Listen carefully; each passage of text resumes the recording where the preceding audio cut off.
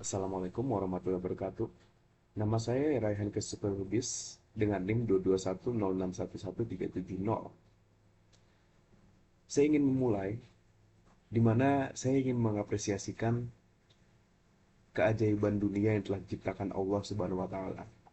Di jantung Katulistiwa ini terbentang sebuah surga, hamparan hutan hujan tropis yang menjadi paru-paru dunia. Nah, surga tropis ini adalah Kalimantan, sebuah mahakarya Allah Subhanahu wa taala yang tidak bisa dinilai harganya. Di sini, kehidupan tuh berdenyut dalam setiap helai daun dan aliran sungai. Ekosistem yang kaya menjadi rumah bagi ribuan spesies termasuk orang utan yang bisa dibilang sebagai sang penjaga hutan yang amat karismatik. Selama berabad-abad, alam ini menyediakan keseimbangan, sumber daya, dan kehidupan bagi masyarakat yang tinggal di sekitarnya. Ini tuh gambaran dunia yang seharusnya, di mana alam dan peradaban bisa hidup berdampingan dalam harmoni. Itu tuh bagi saya itu kayak sebuah potret kedamaian yang rapuh, yang bisa dibilang tuh susah untuk bertahan lama. Karena di bawah keindahan ini, sebuah ancaman yang nggak bisa dilihat itu selalu tumbuh karena sedang tumbuh. Sebuah kombinasi dari keserakahan manusia dan kekuatan alam yang ekstrim akan mengubah surga ini menjadi neraka di bumi. Pada tahun 2015, salah satu bencana lingkungan yang terburuk di Asia Tenggara itu terjadi di Kalimantan Tengah, Indonesia. Ada berapa juta hektar itu hutan dan lahan gambut yang hancur, memicu pencemaran udara lintas batas yang berdampak pada jutaan orang di Indonesia, Malaysia, Singapura, dan negara-negara Asia Tenggara lainnya yang terdampak. Hal yang kayak gini nih, itu gambaran keadaan sebelum bencana itu dimulai. Pemicu utamanya adalah kondisi El Nino yang amat ekstrim, yang menyebabkan musim kemarau yang sangat panjang di Asia Tenggara. Fenomena iklim ini menyediakan lingkungan yang ideal untuk kebakaran besar-besaran, terutama di lahan gambut yang telah dikeringkan untuk kebutuhan perkebunan kelapa sawit. Tapi, bencana yang kayak gini tuh bukan murni secara alam aja, tapi juga diakibatkan aktivitas industri yang berskalanya itu besar banget. Prosesnya dimulai jauh sebelum api pertama dinyalakan, yaitu dengan deforestasi mekanis untuk membuka lahan. Nah, disinilah kita harus memperkenalkan konsep aktor non-negara atau non-state actor. Dalam kasus ini, mereka adalah perusahaan-perusahaan perkebunan kelapa sawit yang menjadi motor utama di balik pembukaan lahan ini. Proses-proses yang kayak gini nih, itu menjadi langkah pertama untuk menuju bencana yang akan datang. Nah, setelah lahan dibersihkan dari pohon-pohon yang rindang itu, metode yang paling cepat dan murah, ingat murah, digunakan adalah pembakaran. Praktik tebang bakar atau slash and burn inilah yang menjadi penyebab utama kebakaran. Dan tindakan-tindakan kayak gini nih itu merupakan pelanggaran hukum nasional yang amat sangat serius. Secara spesifik, hal-hal kayak gini tuh melanggar Undang-Undang Nomor 32 Tahun 2009 yang dalam pasal 69 secara eksplisit melarang pembukaan lahan dengan cara membakar. Pelanggaran ini diancam dengan sanksi pidana hingga 10 tahun dan denda 10 miliar rupiah. Hukum lain seperti Undang-Undang Kehutanan dan Perkebunan juga memberikan sanksi yang berat bagi para pelakunya.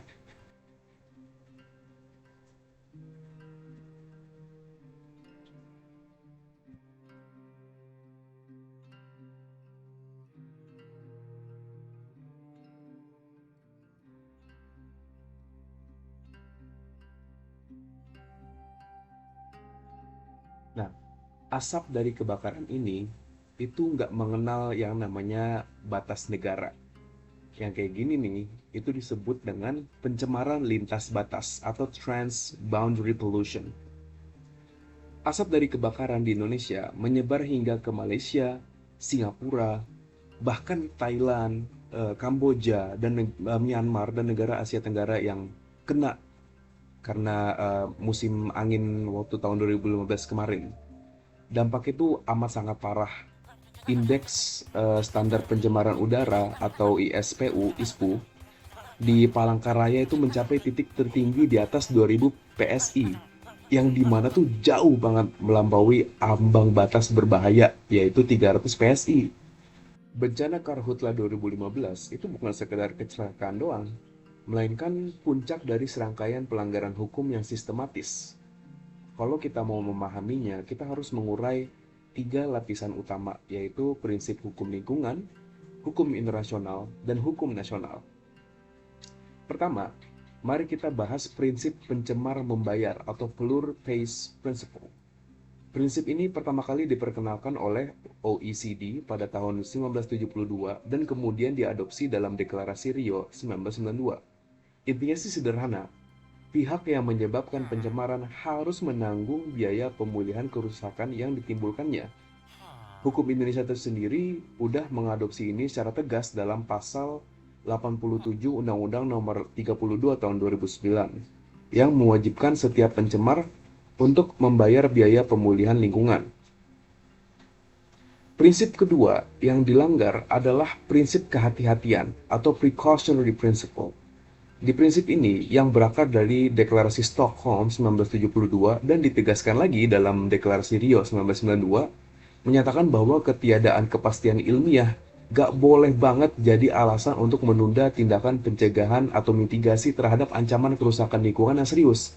Lagi-lagi nih, Undang-Undang 32 tahun 2009 telah mengadopsinya sebagai asas fundamental dalam perlindungan lingkungan hidup di Indonesia. Nah, dengan semua pelanggaran ini, siapa sih yang harus bertanggung jawab? Kita mulai dulu dengan state actor atau negara. Dalam hukum internasional, tanggung jawab negara tuh muncul ketika tiga elemen ini terpenuhi, yaitu adanya kewajiban hukum internasional, adanya pelanggaran terhadap kewajiban itu, terus adanya kerugian akibat pelanggaran tersebut. Nah, ketiganya jelas terpenuhi dalam kasus Karhutla tahun 2015 ini. Oleh karena itu, Indonesia memiliki kewajiban hukum internasional untuk, pertama, menghentikan aktivitas yang merugikan, yaitu mengendalikan kebakaran. Kedua, memberikan ganti rugi atas kerugian yang diderita Malaysia dan Singapura. Dan ketiga, memberikan jaminan bahwa kejadian serupa tidak akan terulang lagi. Yang salah satunya diwujudkan dengan pembentukan Badan Restorasi Gambut pada tahun 2016. Nah, tapi nih ya, tanggung jawab itu nggak langsung stop di negara aja. Sebenarnya tuh aktor utama di lapangan adalah aktor non-negara atau perusahaan-perusahaan. Dalam kasus ini kita ambil contoh korporasi perkebunan. Analisis Greenpeace mengidentifikasi 5 grup perusahaan dengan area kebakaran terbesar, di antaranya Sungai Budi, Bakri, dan Lipo. Mereka tuh memiliki 3 lapis tanggung jawab sebenarnya. Pertama, Corporate Social Responsibility atau CSR, di mana undang-undang di Indonesia tuh mewajibkan perusahaan di bidang sumber daya alam untuk melaksanakan tanggung jawab sosial dan lingkungan. Kedua, Due Diligence Obligation. Perusahaan tuh wajib banget untuk melakukan uji tuntas untuk memastikan aktivitasnya tuh nggak merugikan lingkungan. Kegagalan dalam hal ini terbukti dalam kasus PT Arjuna Utama Sawit yang didenda oleh pengadilan. Ketiga, Supply Chain Responsibility. Perusahaan multinasional seperti Unilever yang membeli minyak sawit dari Indonesia juga memiliki tanggung jawab dalam rantai pasokan mereka, memastikan mereka tidak membeli dari pasokan yang merusak lingkungan. Menurut saya, sumber masalah dari semua kasus karhutla yang terjadi di Indonesia itu adalah konflik sistemik antara ekonomi ekstraktif yang gak sustainable dan supremasi hukum yang sangat lemah. Budaya impunitas membuat korporasi itu ngelihat pelanggaran hukum itu ya cuma sebagai risiko bisnis aja, bukan sebagai kejahatan yang serius yang bisa berdampak ke jutaan orang bahkan. Nah, untuk keluar dari siklus bencana ini, menurut saya itu ada dua strategi esensial yang harus dijalankan. Pertama, penguatan hukum nasional, pastinya dengan merevisi peraturan untuk memperberat sanksi dan tegakkan secara konsisten prinsip tanggung jawab mutlak atau strict liability bagi non-state actor atau korporasi. Kedua, optimalisasi peran non-negara, kayak perusahaan-perusahaan gitu.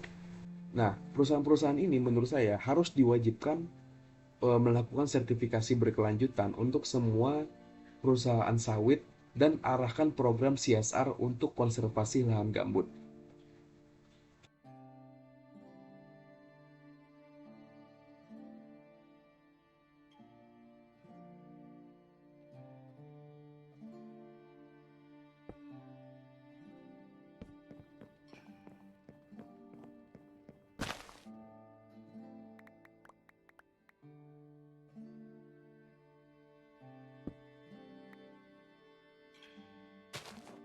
Nah, saat kita menanam bibit baru ini tuh bukan hanya tentang memulihkan sebidang tanah, tapi juga simbol dari sebuah komitmen kita sebagai perawat bumi ini. Kita telah melihat bagaimana surga bisa berubah menjadi neraka, bagaimana hukum di atas kertas itu bisa dilumpuhkan aja karena keserakahan di lapangan. Bencana asap tahun 2015 itu bukan sebuah takdir, melainkan hasil dari pilihan-pilihan untuk mengabaikan dan pilihan untuk mengeksploitasi. Istilahnya itu butterfly effect atau domino effect. Nah, sekarang nih kita harus bisa membuat pilihan yang berbeda. Pilihan untuk menegakkan hukum, pilihan untuk menuntut tanggung jawab dari negara dan korporasi, dan pilihan untuk memastikan bahwa cakrawala yang kita selalu lihat di atas itu, cakrawala di masa depan itu akan selalu berwarna biru. Karena langit yang bersih itu bukanlah sebuah kemewahan, melainkan hak asasi bagi kita semua. Saya Rain Kesipologis, terima kasih telah menyaksikan. Wassalamualaikum warahmatullahi wabarakatuh.